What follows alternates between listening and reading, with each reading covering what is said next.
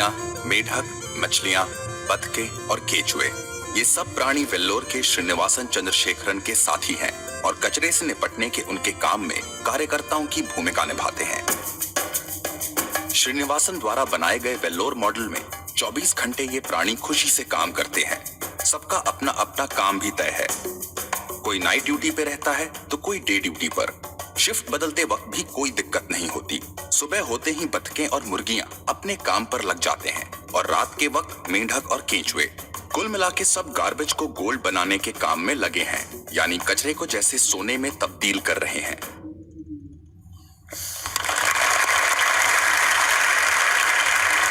श्रीनिवासन जी, मुझे बड़ा ताज्जुब होता है कि आप जानवरों को इस्तेमाल करते हैं। दरअसल जानवरों से बेहतर ये काम कोई नहीं कर सकता, इसीलिए हम उन्हें काम पे लगाते हैं। वो कैसे? देखिए, गाय के बारे में तो हम सब जानते हैं। गाय दूध देती है, पर 4-5 बछड़े पैदा करने के बाद जब गाय दूध देना बंद कर देती है तो लोग समझते हैं गाय बेकार हो गई है। इसी तरह लोग कचरे को भी बेकार समझते हैं, पर माइनस और माइनस के मिलने पर ही प्लस बनता है। बस इन दोनों चीजों को साथ में जोड़ने की जरूरत है। इसलिए हम सब्जी मार्केट से हर 4 घंटे में बचा हुआ माल उठाते हैं। कुदरत ने हर चीज के लिए वक्त दिया है। अगर उस वक्त के अंदर आप सही इस्तेमाल कर ले तो वो चीज बेकार नहीं रहती, उसमें से कुछ काम की चीज निकलती है। इसलिए हम अपने प्रोजेक्ट में गाय को अपॉइंट करते हैं। हर 35 किलो छिलकों के लिए एक गाय। उनका काम है इन सब्जियों के ताजे छिलकों को खाना, गोबर देना और फिर शेड में आराम करना, रिटायर्ड जिंदगी जीना।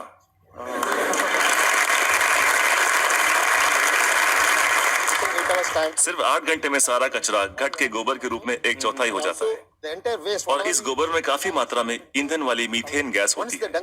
हम तुरंत गोबर को बायोडाइजेस्टर में डाल देते हैं। इसमें से मीथेन गैस निकल जाती है और हमें बिना मीथेन के गोबर का एक घोल मिलता है। इसको हम तुरंत केचुओं के हवाले कर देते हैं। केचुए उसे खा लेते हैं और उनके पेट से जो बाहर आता है उसे कहते हैं वर्मी कास्ट। ये दुनिया की सबसे बेहतरीन खाद होती है। दुनिया की सबसे बेहतरीन खाद। इसे ब्लैक गोल्ड या काला सोना भी कहा जाता है। खेती के लिए बहुत अच्छा है। अगर बैक्टीरिया वाले तरीके से खाद बनाएं तो इसमें 45 दिन लग जाते हैं। और यहाँ देखिए, सोमवार की सुबह 6 बजे माँ सब्जियां काटती है, 9 बजे गाड़ी आकर उसका बचा हुआ हिस्सा ले जाती है, 10:30 बजे हम वो गाय को दे देते हैं, शाम 6 बजे तक गोबर निकल आता है।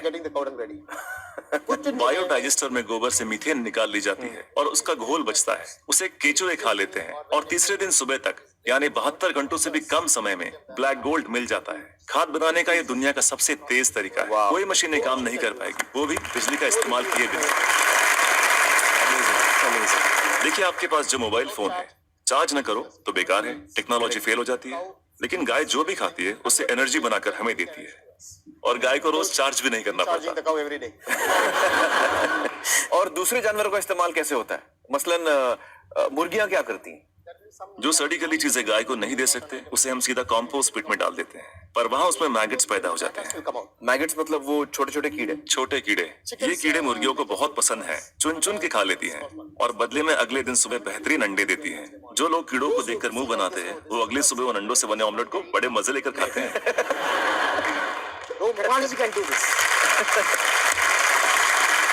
टेक्नोलॉजी कोई मशीन ही नहीं कर पाएगी। दुनिया में ऐसी कोई मशीन नहीं बनी जो कीड़े खाए और अंडे दे।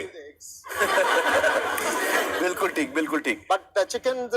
लेकिन हर चीज में जहाँ कुछ खूबियाँ होती हैं वहाँ कुछ खामियां भी होती हैं। ओके। मुर्गियों के साथ एक परेशानी है, आप चाहे पूरा दिन उनसे काम ना लें, आराम करने दें, फिर भी वो रात को काम नहीं करेंगी। तो रात को कौन काम करता है? रात को हमें मेंढक को काम पर लगाना पड़ता है और वो सिर्फ नाइट ड्यूटी करते हैं। कुदरत का करिश्मा है, एक दूसरे की कमी को पूरा कर देते हैं। ना तनख्वाह मांगते हैं, ना बोनस, ना यूनियन बनाते हैं, ना हड़ताल करते हैं, बस अपने अपने काम में लगे रहते हैं। सही है, सही है। तो मुझे बताइए कि ये बतखें क्या करती हैं? बतख का पसंदीदा खाना है मछलियाँ। अब मछली बाजार का कचरा म्युनिसिपैलिटी के लिए सरदर्द होता है, पर वही मछलियाँ बतख के लिए दावत है। तो अगर आप हर 3 घंटे में मछली बाजार का कचरा उठा के बतखों को दे दे तो ये तुरंत हजम कर लेंगी। 15-20 मिनट में सब कुछ सफाचट और कचरा अगले दिन बतखों के खूबसूरत अंडों में तब्दील हो जाएगा।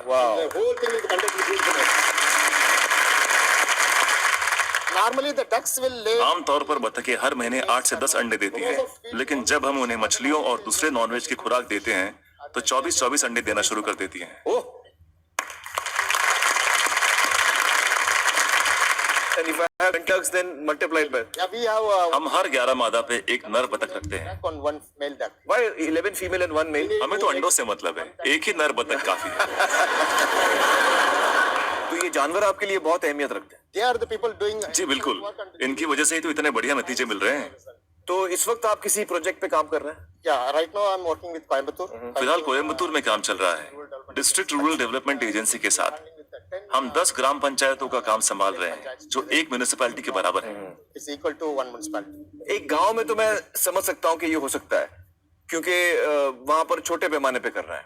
लेकिन अगर बड़े पैमाने पे करना है, जैसे किसी शहर में करना है, आपका जो तरीका ये मुमकिन है? बड़ी म्युनिसिपैलिटियों की दिक्कत ये है कि शहरों में जगह कम होती है, पर हमें कचरे को 100 किलोमीटर दूर ले जाने की जरूरत नहीं। ये काम हर वार्ड में होना चाहिए, इसलिए डिसेंट्रलाइज मेथड अपनाना बहुत जरूरी है। छोटे छोटे स्तर पर करना चाहिए। Decentralize method. लोग हजारों टन कचरे से एक साथ निपटना चाहते हैं, पर ये सोच ही गलत है। अगर मैं आपको एक बड़ा कटहल दूं, तो आप उसे एक साथ एक बार में खा सकते हैं, लेकिन अगर उसके छोटे छोटे टुकड़े कर दें, तब खाना आसान हो जाएगा। इसलिए हर 2 किलोमीटर के रेडियस पे SLRM सेंटर होने चाहिए। SLRM सेंटर क्या होता है? Solid and liquid resource management centre. तो हर 2 किलोमीटर पे ये सेंटर होना चाहिए। जी, डिसेंट्रलाइजेशन एक कामयाब तरीका है। साथ ही कचरे को अलग अलग इकट्ठा करना भी बेहद जरूरी है। मिसाल के तौर पर सलून में से सिर्फ 6 तरीके का कचरा निकलता है। वो क्या? महिलाओं के बाल, पुरुषों के बाल, ब्लेड, क्रीम लगे हुए पेपर या टिश्यू, आफ्टर शेव, कॉस्मेटिक्स वगैरह के डिब्बे और कुछ बचा हुआ खाना और फूल वगैरह। Some flowers, other things.